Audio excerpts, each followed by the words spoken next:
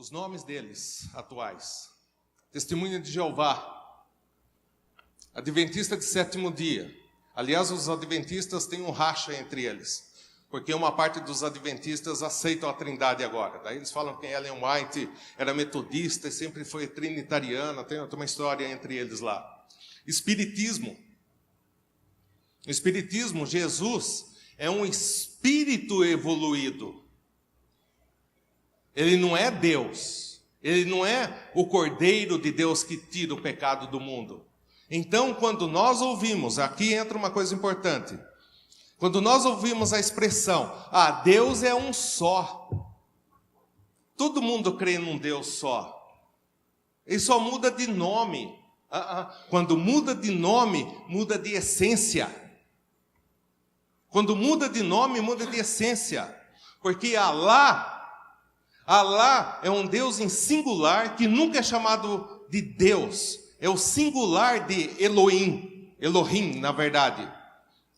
Porque, por isso que eles nos consideram o quê? Pagãos. Então, não é porque o muçulmano chama de Alá, nós chamamos de Jeová, ou chamamos disso ou daquilo. Não, quando se muda de nome, muda de referência, muda de doutrina. Então, não é todo mundo tem um Deus só. Não, existe um único Deus. Existe um único Deus. Mas esse único falou: ide e pregar o evangelho a toda criatura. Não filhos, criatura. Mormons. Deus é hoje o que o homem foi ontem. O homem poderá ser amanhã, o Deus que é hoje. Isso é evolução. Igual no Espiritismo. Nós temos budismo, panteísmo. Deus é amor e Deus está em tudo. Deus é energia. Deus está aqui, está nesse copo d'água, está no assento, está na flor de plástico. Isso é panteísmo. Deus é criador e não criatura. Ele não está nas criaturas, ele é criador das criaturas. É diferente a situação. Então, esse amor à natureza, às coisas criadas. Então tem o panteísmo, o deísmo e várias coisas assim. Alguns evangélicos, Tabernáculo da Fé, esse Voz da Verdade é uma banda, sei lá o que é, uma igreja, alguma coisa assim, que também só se batiza e crê que só Jesus Cristo é Deus. Porque o Deus do Velho Testamento não é o Deus do Novo Testamento. Filosofia grega. Por isso que muitas igrejas evangélicas não lêem o Antigo Testamento. Aquilo é coisa do passado. Aquele Deus lá do Antigo Testamento é um Deus muito irado. É um Deus de ira, um Deus que mandava matar. E toda essa filosofia sentimental, denegrindo a imagem do único Deus verdadeiro, que é o mesmo do versículo de João 3,16. Quem é o Deus do versículo de João 3,16? Não é o Deus do Antigo Testamento? É falta de conhecimento. E assim muitas igrejas evangélicas não leem o Velho Testamento, crentes não leem o Velho Testamento, cristãos não leem o Velho Testamento, não vão conseguir ter uma compreensão de quem é o nosso Deus. É impossível que isso ocorra. A palavra de Deus é constituída do Antigo e do Novo Testamento. Nossa leitura ficou maior, não? Sempre ficará maior. Continuando. Trindade é a designação de 4 fatos, só repetindo. O Pai é Deus. O Filho é Deus. O Espírito é Deus. E só tem um Deus. Mas, como diz o pastor Jonas, esse é Batista. O outro, Jonas Madureira. Creia, incrédulo. É assim. Creia. É desse jeito. O Pai é Deus, o Filho é Deus, o Espírito é Deus. E só há um Deus. Isso é incompreensível. Nós não podemos ficar detalhando. Nós cremos nisso. E isso está implícito na sua palavra. E nós vamos ver em algumas situações. Ok? Deixa eu só beber uma água. Um minutinho.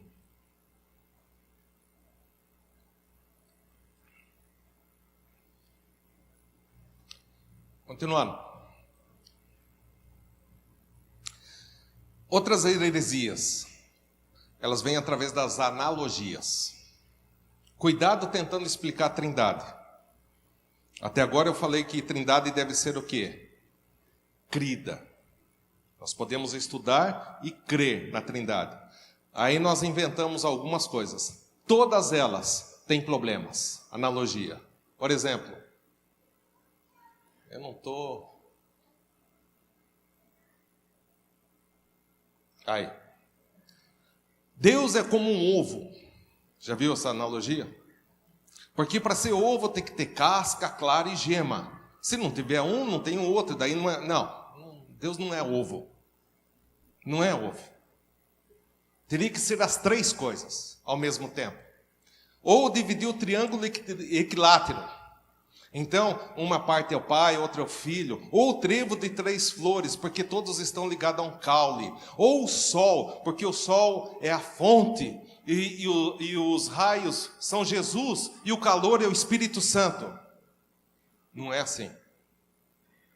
Não dá, não existe nada na natureza que seja uma analogia à Trindade. Nós não podemos fazer analogias porque não existe nem na palavra, não existe nada criado que indique a Trindade. A mais famosa é essa daqui, quer dizer, que eu conheço é essa aqui. Água.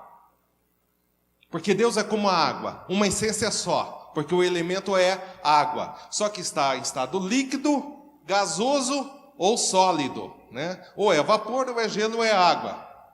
Porém, se Deus é a mesma essência, a mesma substância,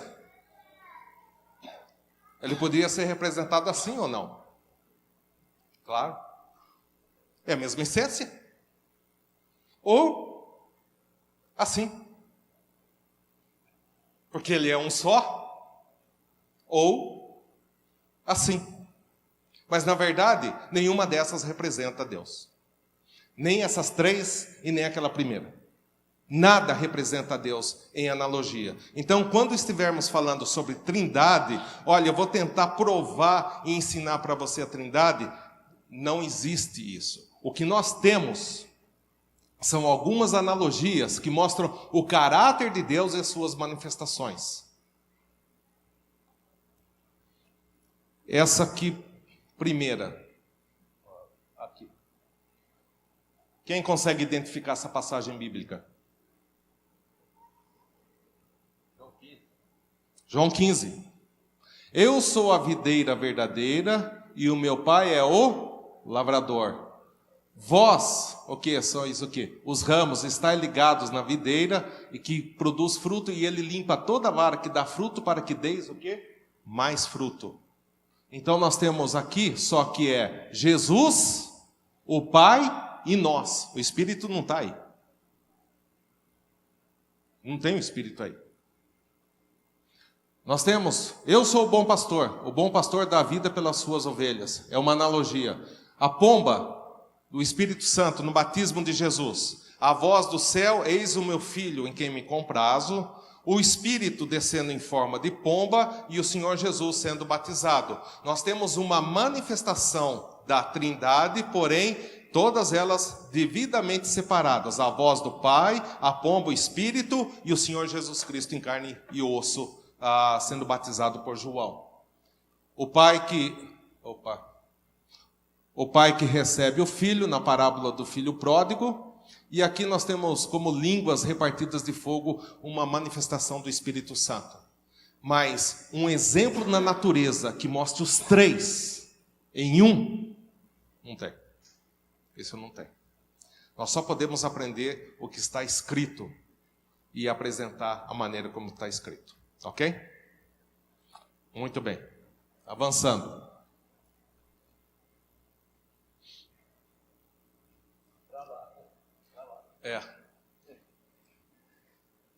O Deus da Escritura, declarou Calvino, é monoteísta e trinitariano. Então nós somos monoteístas, porque o nosso Deus é o único Deus, mas nós somos também trinitarianos. Por quê? É Deus Pai, Deus Filho e Deus Espírito Santo. Mas é um ou outro? Os dois. Nós somos os dois. Uma coisa aqui importante, nesse sentido o Deus da Escritura é distinto de todos os ídolos. Vamos ver um histórico aqui. Uma coisa importante.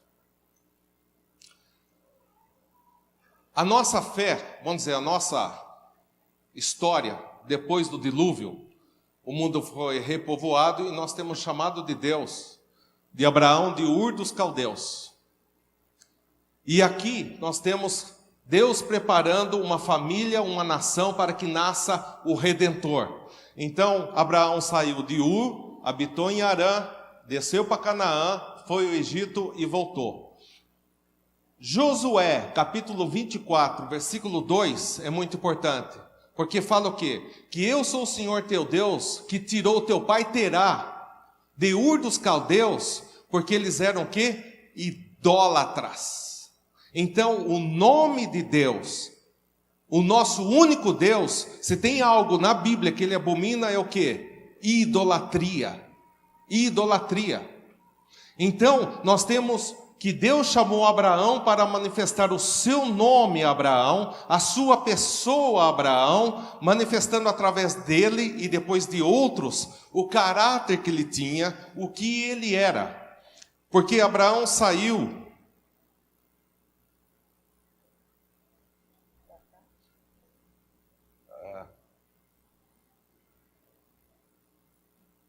de Ur dos Caldeus.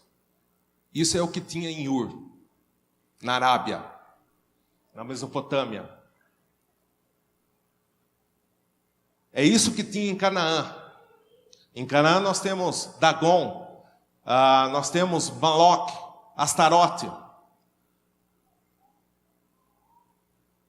E é isso que ele viveu no Egito, e que o povo de Israel viveu no Egito. As 10 pragas foram juízos de Deus contra o quê? Os ídolos do Egito. Então nós temos, deixa eu ver aqui se eu consigo, aquele quadro lá da frente. Da Mesopotâmia tinha idolatria. Viajou para Canaã, que tinha o quê? Idolatria. Foi para o Egito, que tinha o quê? Idolatria. O povo cresceu, Abraão, Isaac e Jacó, cresceu no Egito, no meio da idolatria, fez juízo sobre a idolatria do Egito, e quando invadiu Canaã, fez juízo sobre a idolatria de Canaã. E em Deuteronômio capítulo 12, Deus fala: eu vou escolher um lugar para fazer habitar o meu nome, e ali vocês vão para me adorar. Por isso que nós cantamos em nome do Senhor, em nome do Senhor. Nós não temos ídolos, porque os ídolos falam do quê? Um ídolo cuida da chuva, Baal era o deus da colheita, Elias. Nós temos o outro da fertilidade, o outro dos ventos, mas no nosso Deus, no único Deus, nós temos tudo suprido. A tradução correta de Salmo 23:1 seria: o Senhor é meu pastor, nada me falta.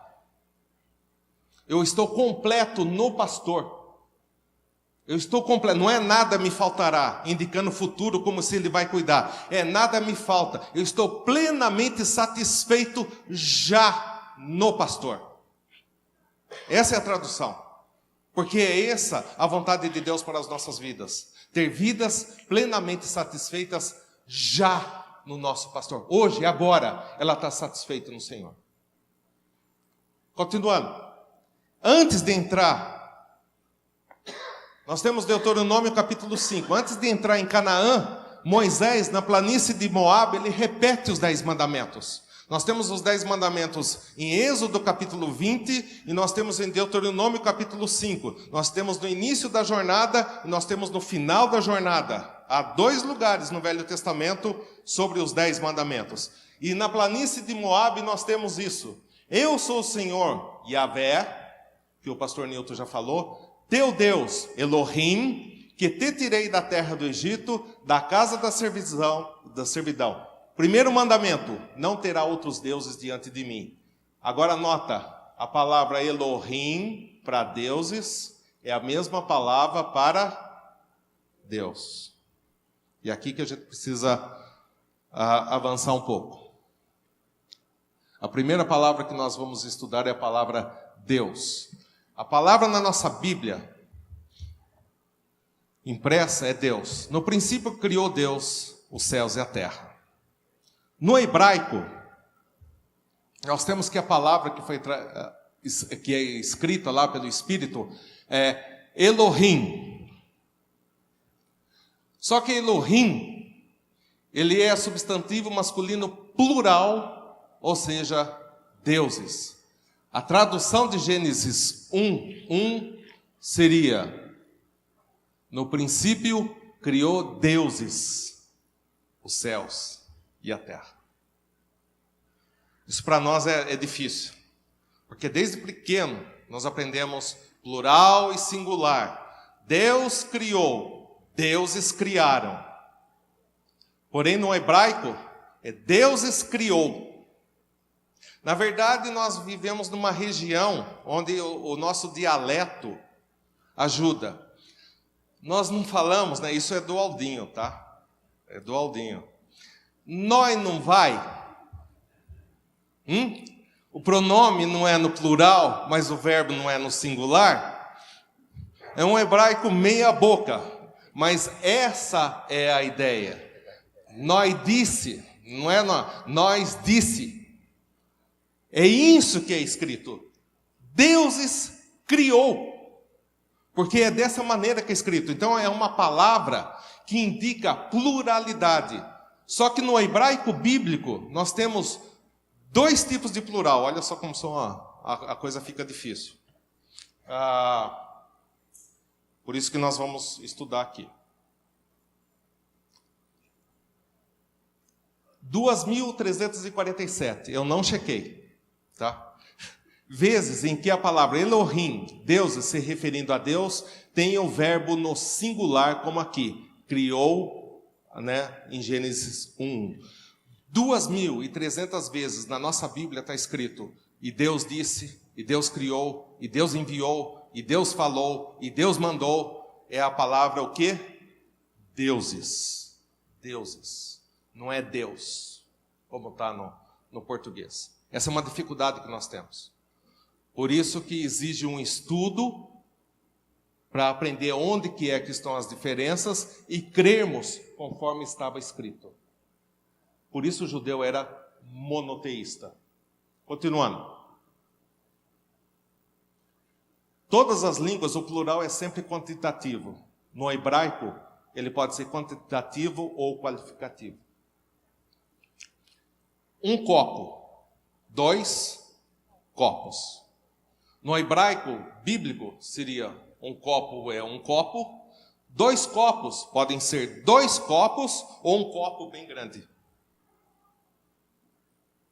Por isso que é chamado plural majestade. Então, quando se refere a Deus, eles sabiam que tinha nesse Deus mais de uma pessoa, eles não sabiam quanto, porque não significa que é 3. Mas também, além de ser mais, era majestoso, era grande. Seria o nosso superlativo, sabe? Copo, copão, uma coisa assim, que eles não têm. Então seria, além de plural, é majestoso. Era assim que o hebreu lia a palavra. Por isso que nós somos, por isso que creio em incrédulo, nós somos monoteístas e trinitarianos. Continuando. É lá. Eu já dei o exemplo aqui do copo. Já falei. Agora uma coisa importante. Nós não devemos cometer o erro de dizer que sempre na Bíblia, nós temos esse costume, tá? Sempre na Bíblia, quando estiver escrito Elohim, deuses, quer significar que está se referindo a Deus. Não é verdade. Por quê? O contexto gramatical deve ser analisado, tudo bem? Esse aqui sim, veja, Deuteronômio 6,4, o Senhor Yahvé, o único Echad, Deus, Elohim. O Senhor Deus é o único Deus. Aqui está se referindo a Deus. Mas há passagens que indicam ídolos. Josué capítulo 24 está falando sobre ídolos, deuses, e a palavra usada é Elohim. Por isso que tem que se ler o que está no contexto. Quando nós lemos a palavra de Deus, temos que aprender a ver o que no contexto está falando, qual é a mensagem que está sendo passada. Nós não podemos ir secos em uma palavra, seco em um versículo. O contexto deve ser analisado. Exige-se tempo para ver essas coisas. Então aqui são deuses, e não é o Deus verdadeiro. Aqui são ídolos. Aqui, Êxodo 7:1 fala que Deus colocou Moisés como Elohim sobre o faraó. É interessante, pode ler, abre lá, Êxodo 7:1. Alguém pode ler?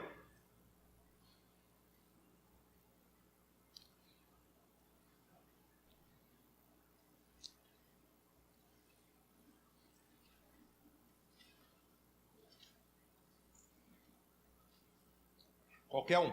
Então disse o Senhor a Moisés: vê que te constituí como Deus sobre Faraó, e Arão teu irmão será teu profeta. Porque Elohim é plural de El. El significa poder, autoridade. Então Moisés foi colocado como autoridade por Deus sobre o faraó. O faraó não era a maior autoridade no Egito. Moisés era. Então, não que Moisés era um Deus. Moisés estava sendo o quê? Autoridade. A mesma coisa acontece aqui em Êxodo 21:6, quando fala sobre os servos que iriam furar a orelha, seriam levados perante os juízes, que eram as autoridades. A palavra juízes no hebraico é Elohim. Elohim. Então, quando é que Elohim é Deus? Quando nós lemos o contexto e começamos a observar que o verbo, primeira coisa, está no singular. O nome dele é no plural, deuses, e o verbo está no singular. Por isso que o salão do reino das testemunhas é de Jeová, não é de Elohim. Não dá para colocar salão das testemunhas de Elohim, porque Elohim é plural, mas Jeová é singular. Entende como tudo tem uma coisa por trás. Continuando. A outra palavra, Echad, no hebraico. O teu único Deus. Só que essa é uma palavra composta, que não indica único. Alá, Deus muçulmano, seria único. Elohim é composto. É um único composto. É como seria, aqui talvez chegue um pouco. Os Estados Unidos porque ele é composto de vários estados, mas é um país. Então, no hebraico nós temos essa palavra, Echad. Como no Deuteronômio 6:4. Ouve Israel, o Senhor, Yahvé, nosso Deus, Elohim, é o único, Echad, composto, Senhor. Então, quando a pessoa lia, falou, mas é único, mas não é singular, é plural. Então, o verbo está no singular, o único está como composto, e o nome está no plural. É facinho, não é? Trindade, nós estamos falando de um item da Trindade. Um item, tá? Daria para ficar aqui um bom tempinho. A palavra Echad aponta para uma unidade, mas é uma unidade que pode ser composta. Quer ver como, onde está escrito Echad? Gênesis 2:24. O marido e a esposa são um Echad, uma só carne. Essa é a palavra Echad no hebraico. Você tem, você é casado, esposo e esposa. E Deus fala, é só uma só esse uma só é Echad, carne. Apesar de serem dois, são um. Marido e mulher são quantos? Entende um pouco da Trindade? Marido e mulher são dois, porém são um.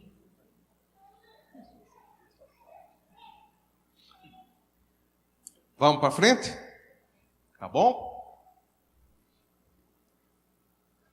Agora nós temos algumas coisas que nós não temos o tempo para... Nós só falamos da palavra Elohim e a palavra Echad. Mas na personalidade de Deus ele é eterno, onipotente, onisciente, onipresente.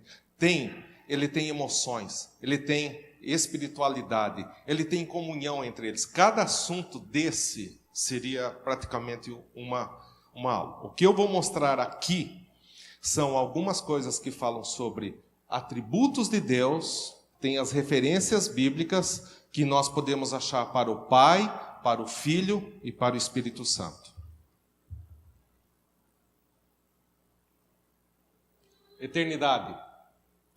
O Pai, o Filho e o Espírito Santo são eternos. Aqui nós temos uma referência. A doutrina da Trindade, ela começou a ser elaborada por causa da divindade de Cristo. É por causa de Jesus Cristo. Não foi por causa que alguém apareceu para defender o Pai, o Filho e o Espírito Santo. O primeiro passo foi defender a divindade de Jesus Cristo. Por exemplo, os três são eternos. Quando lermos os evangelhos, nós vamos ver Jesus falando assim: antes que Abraão existisse, o que ele falou? Eu sou. Como eu sou? Você não tem nem 50 anos. Como que pode ter isso? Então, Jesus manifesta através dos evangelhos a sua divindade.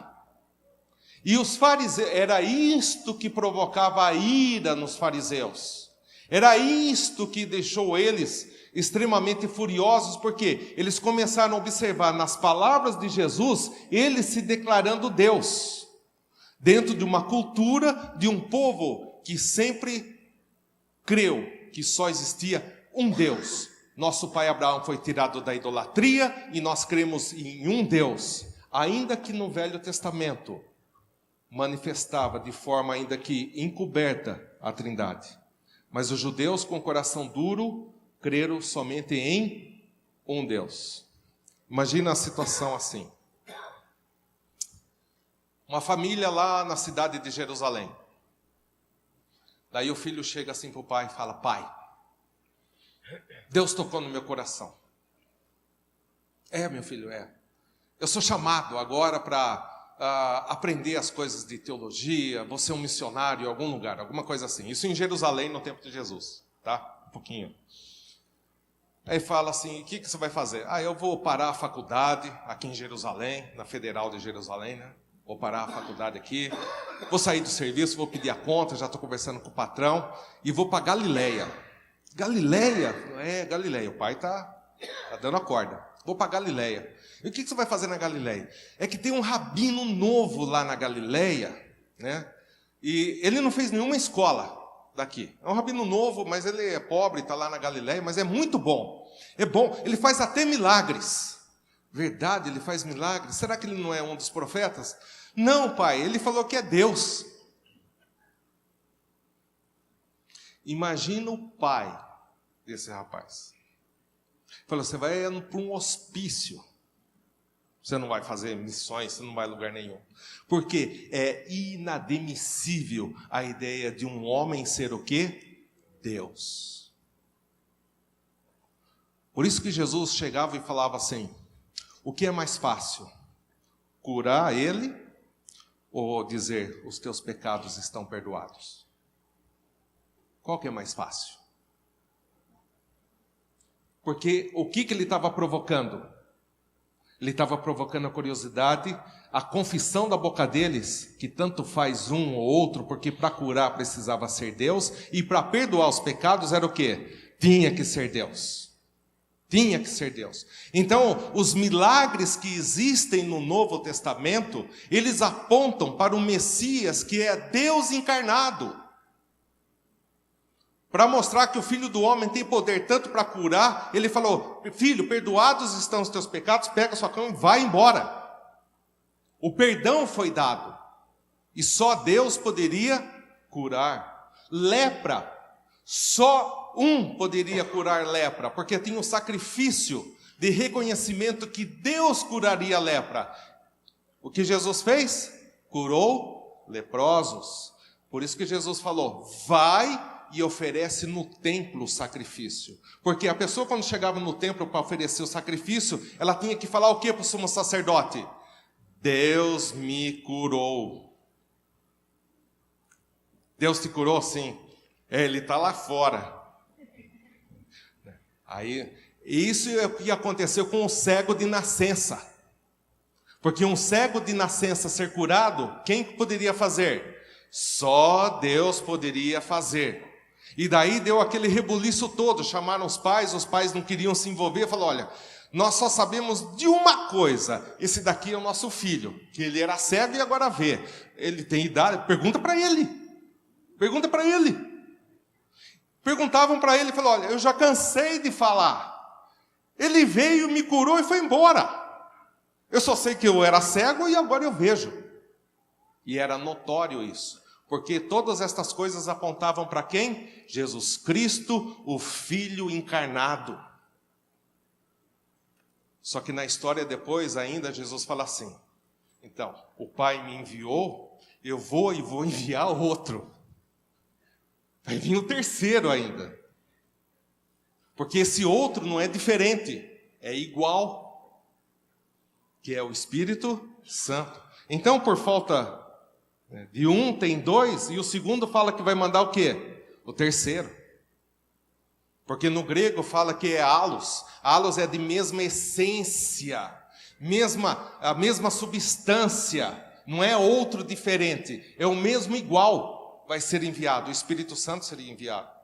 Então, irmãos, nós somos bombardeados dia e noite para, de qualquer forma, qualquer um de nós aqui, não creiamos que um destes três seja Deus.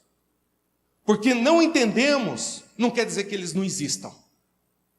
Porque não entendemos tudo, não quer dizer que não exista um único Deus. Ele é o nosso Deus. Então Jesus, aqui na eternidade, ele falou: antes que Abraão existisse, eu sou. E quem usava essa expressão no Velho Testamento? Eu sou, me enviou a vós. Lembra? Moisés falando isso para o povo de Israel. Eu sou. Continuando. Aqui, o Pai, o Filho e o Espírito Santo são o quê? Aqui vai ser novo para muita gente. Criadores. O Espírito Santo é criador? Se ele é Deus, ele é criador. Ele estava na criação? Estava. Então ele é criador. No princípio era o Verbo, né? O Verbo estava com Deus e o Verbo era Deus. Nada do que foi feito sem ele. Então o Filho também é criador. Aliás, a palavra é bara no hebraico, mas é plural. Algumas traduções já mudaram. Eclesiastes 12:1 não é criador. A tradução correta é: lembra dos teus criadores nos dias da tua mocidade, porque nós daremos conta ao Pai, ao Filho e ao Espírito. O Pai nos criou, o Filho redime, o Espírito é que dá vida. Então nós vivemos com essa ideia: Deus é tudo igual. Não, não é tudo igual, não. Nós temos três com quem dar responsabilidade. Não é que vai chegar num tribunal, aí que está a coisa, né? Eu não vou chegar no tribunal, falar com um, falar com outro, falar com outro. Não tem isso, não dá para explicar, mas vai acontecer. Depois você me explica como que vai ser, tá bom? Mas veja, Eclesiastes 12:1, Isaías também, a tradução é criadores, Salmo 149:2. Então, eles são o quê? Criadores. Espírito Santo não é uma energia de amor. Repasse essa mensagem, coloca um joinha. Por favor, nem pense nisso, né? Que queime todo o celular, de quem fizer isso. Tá? Outra coisa, onisciente. A gente sabe disso, Jesus muitas vezes sabendo o que passava no coração das pessoas. O Espírito Santo fala ao nosso coração, Ele que dá vida, Ele que sonda os nossos corações. Tá? Aí. E onipresente. O Pai, o Filho e o Espírito Santo são onipresentes. Aqui também tem as referências. Bom, isso são só 4. Eu não estou falando sobre personalidade, eu não estou falando sobre espiritualidade, a ontologia deles, é muito extenso. Mas nós temos que partir desse princípio da seguinte maneira. Quando lermos a palavra de Deus, vermos a Trindade. Isso é muito importante. Efésios capítulo 1, está escrito assim: bendito seja o Deus de nosso Pai e do Senhor Jesus Cristo, que nos abençoou com todas as bênçãos espirituais em Cristo Jesus. E daí para frente ele começa a falar, porque nele, por ele temos a redenção, a eleição, a predestinação, a remissão dos pecados, a adoção dos filhos. E lá no finzinho, no versículo 13 e 14, fala o quê? Nós estamos selados pelo Espírito. Então nós podemos ler em vários versículos o Pai, o Filho e o Espírito Santo na obra redentora das nossas vidas. De uma certa maneira, a teologia bíblica, ela é mais indicada nessa situação. A sistemática, a gente coloca os versículos igual são colocados aqui, ó, e a gente pode ler. Mas a teologia bíblica é quando nós estamos lendo a Bíblia e a gente consegue tirar isso para nós. O Pai está envolvido na nossa salvação, o Filho está envolvido, o Espírito Santo está envolvido. 1 Coríntios capítulo 12, na distribuição dos dons. Porque o Espírito, vamos abrir lá, 1 Coríntios 12, só vou falar algumas coisas assim e logo já estamos terminando. 1 Coríntios capítulo 12. Minha tradução é antiga, não se assuste. Tá?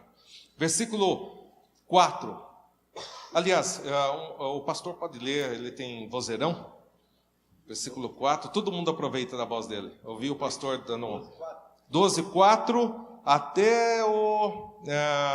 espera aí, pastor. Até o 6, do 4 ao 6. Ora, os dons são diversos, mas o Espírito é o mesmo. E há diversidade nos serviços, mas o Senhor é o mesmo. E há diversidade nas realizações, mas o mesmo Deus é quem opera tudo em todos. Conseguiu ver? O Espírito, o Senhor Jesus Cristo e o Deus Pai. Na distribuição dos dons. No batismo, quando você começa a sua vida cristã, você é batizado em nome do Pai, do Filho e do Espírito Santo. Quando tem a bênção, quando termina o culto, que a graça do Senhor Jesus Cristo, o amor de Deus e a consolação do Espírito Santo seja sobre nós. Então, no Novo Testamento, a gente consegue ver isso com um pouco mais de claridade. Mas, lendo a palavra de Deus, você vai sempre ver a manifestação do Pai, do Filho e do Espírito.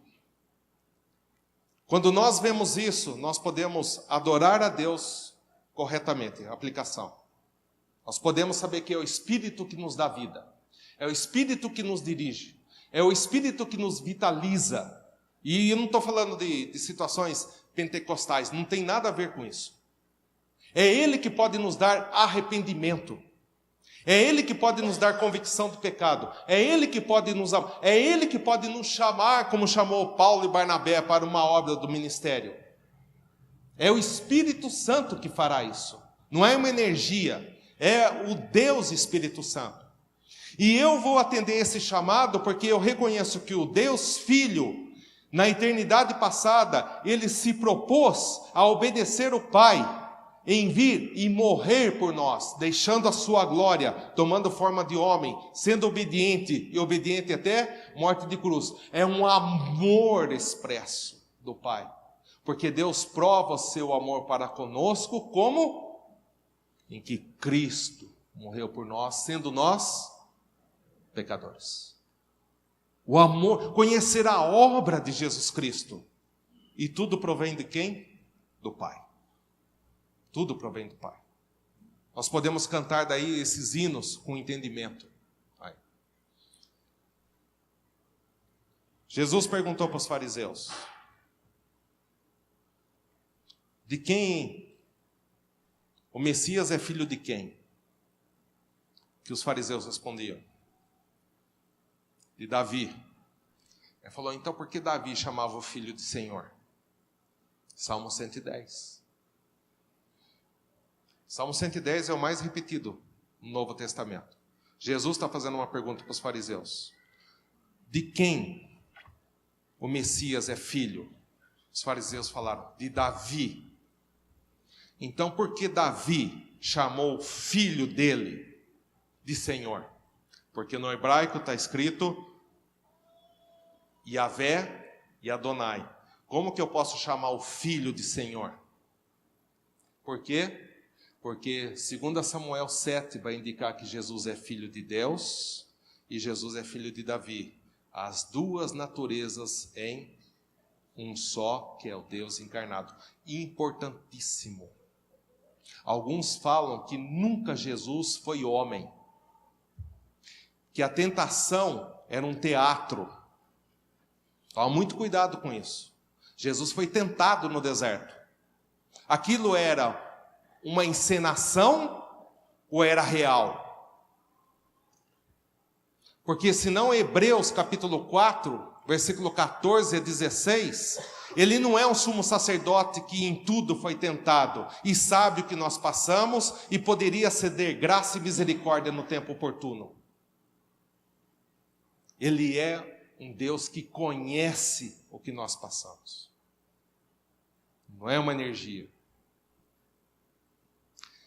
E nós podemos reconhecer, por último, estou acabando, eu tenho quanto? 3 minutos, é isso? 20, 40, termina? Até na rejeição do povo de Israel, nós podemos ver a Trindade. Nota Isaías, capítulo 6. Abra lá em Isaías.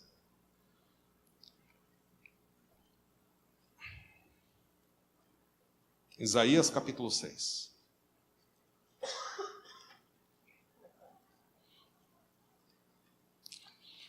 Esse é o capítulo que fala santo, santo, santo. Então a indicação de Elohim é que há 3. É uma indicação.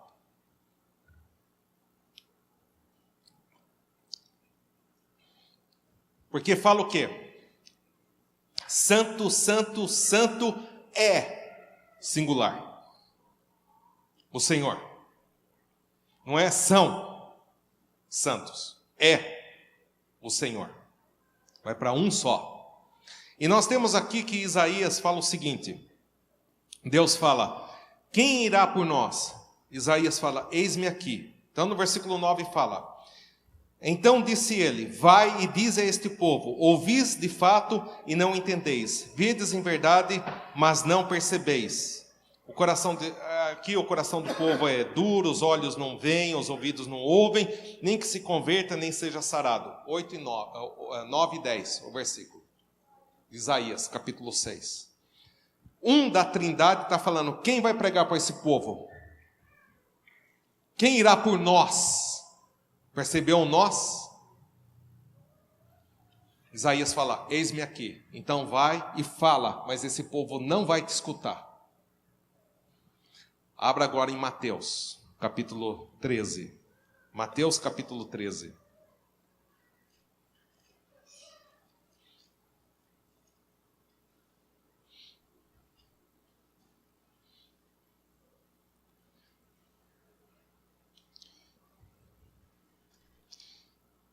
Versículo 10 fala: e acercando-se dele os discípulos disseram-lhe: por que lhes fala por parábolas? Porque ele respondendo disse-lhes: porque a vós é dado conhecer os mistérios do reino dos céus, mas a eles não é dado. Porque aquele quem tem se dará e terá em abundância, mas aquele que não tem, até aquilo que tem será tirado. Por isso vos falo por parábolas, porque eles vendo não veem, ouvindo, não ouvem, nem compreendem. E neles se cumpre a profecia de Isaías: ouvindo, ouvireis, mas não compreendereis, vendo, vereis, e vai falando isso. No Velho Testamento, alguém da Trindade falou: quem irá por nós? Isaías falou: eis-me aqui. Agora nós temos o outro da Trindade falando: Jesus Cristo, lá na Galileia, está se cumprindo Isaías, um povo de coração duro. Atos capítulo 28. Atos capítulo 28.